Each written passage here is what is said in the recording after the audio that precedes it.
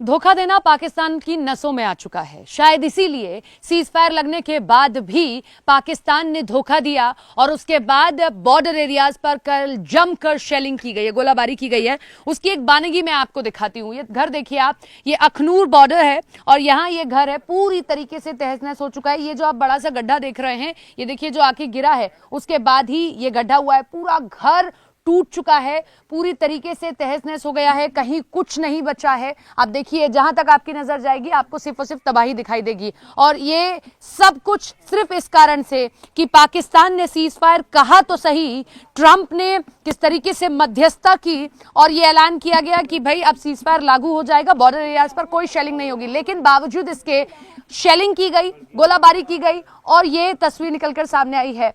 कुछ तस्वीरें तो ऐसी हैं शायद मैं आपको दिखा भी ना पाऊं। मवेशियों की जान गई है, 3 से 4 मवेशी थे यहाँ पर बंधे हुए, उनकी भी जान चली गई है।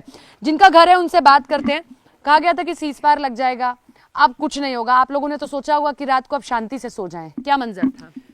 देखो, पाकिस्तान सन 65, सन 47, सन 71 में हमें बैकवर्ड एरिया वाले लोगों को धोखा देते आया है ये, और धोखा दे रहा है। जब कल बात हुई कि सीज फायर हो गया है, हमारे सिविलियन वापस अपने घर आए और इन्होंने धोखे से फायरिंग सेलिंग की। वापस आ गए थे, हम वापस आ गए थे। शुक्र भगवान का ये मनाओ कि इस घर में नहीं थे उस टाइम। हमारा माल देखो, हमारे पशु देखो, इन्होंने धोखे से फायर किया है पाकिस्तान ने। कितने बजे हुआ ये सब कुछ? ये कोई पौने 9 बजे इन्होंने सेलिंग की। मैं पाकिस्तान को मैसेज देना चाहता हूँ कि अगर हमारे बॉर्डर पे खड़े सिपाहियों से नहीं लड़ सकते तो सिविलियन पर अत्याचार मत करो। घर में घुस के मारेंगे, घर में अपनी इंडिया फौज से मिलके पूरी सिविलियन। हमारे पास घास काटने के लिए दराती होती है, उससे गले काट के ले आएंगे।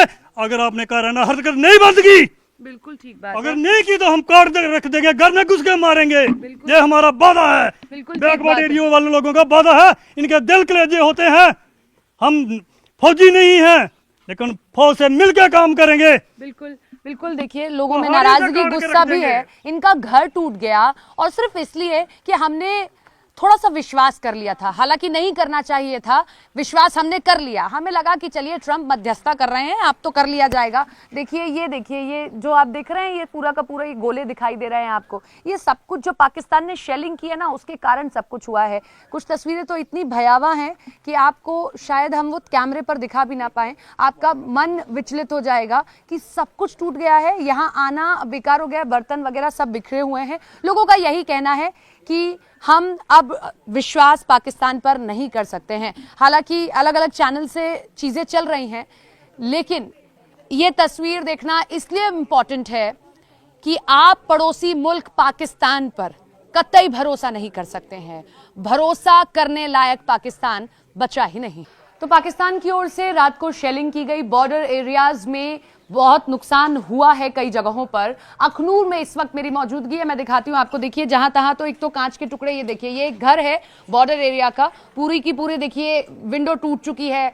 और ये घर में जहां जहां नजर जा रही है वहां सिर्फ और सिर्फ कांच नजर आ रहा है। लोग रात को सो रहे थे और उसी दौरान ये पूरी की पूरी घटना हुई है। जरा दिखाइए चंदन, इधर आइए। ये देखिए आप किस तरीके से शेलिंग हुई, गोलाबारी हुई और पूरा का पूरा देखिए बाथरूम टूट चुका है। जो यहाँ कहीं अगर गलती से होता तो उसका क्या हश्र होता, किस तरीके से यहाँ चीजें होती। तो ये तस्वीर मैं आपको दिखा रही हूँ कि जो जितने बॉर्डर एरियाज हैं, जब उन पर रात को शेलिंग हुई है तो कितना नुकसान लोगों का हुआ है। ये देखिए, ये जहां देखिए यहाँ लोग सो रहे थे, देखिए आप पत्थर देखेंगे, देखिए सब पत्थर आपको दिखाई देंगे।